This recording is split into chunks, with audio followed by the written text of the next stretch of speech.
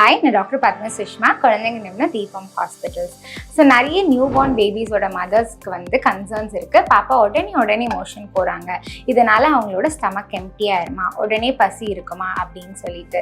இதோட exact reason என்னன்னு பார்த்தீங்கன்னா, அவங்களோட பவல் பிளாடர்ன்னு சொல்லுவோம்.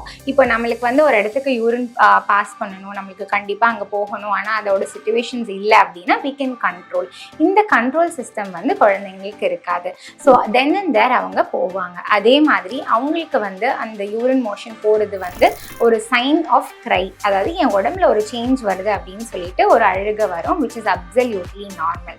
ஸோ ஃப்ரீக்வெண்ட்டாக போகிறது எதனால் அப்படின்னா, நம்மளோட மதர்ஸ் மில்கே ஆக்சுவலி வந்து ஒரு லாக்ஸேட்டிவ், அது வந்து ஸ்டூல்ஸை வந்து லூசன் பண்ணுறதுக்கு சப்போர்ட்டிவாக இருக்கும். அதனால் மல்டிபிள் டைம்ஸ் வந்து ஸ்டூல்ஸ் போகலாம், which is absolutely normal. Even 15 times போகிறது கூட நார்மல் தாங்க.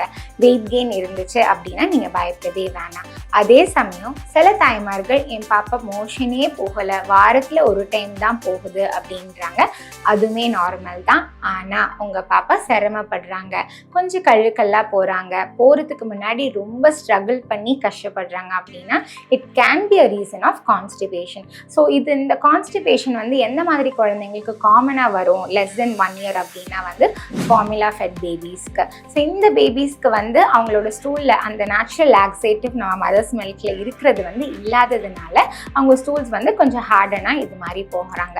ஸோ கொஞ்சம் டம்மி மசாஜ் இந்த மாதிரி போடுறதுனால அவங்களோட ஸ்டூல்ஸ் தென் அண்ட் தேர் போகிறதுக்கு ஒரு சப்போர்ட்டிவாக இருக்கும். லெஸ் தென் 1 yearக்கு யூஸ்வலாக மெடிசின்ஸ் கொடுக்க மாட்டோம் அன்லெஸ் ரிக்வயர்ட். ஸோ டெஃபினட்டாக இதுக்கு நீங்கள் பயப்பட வேண்டாம். தேங்க்யூ.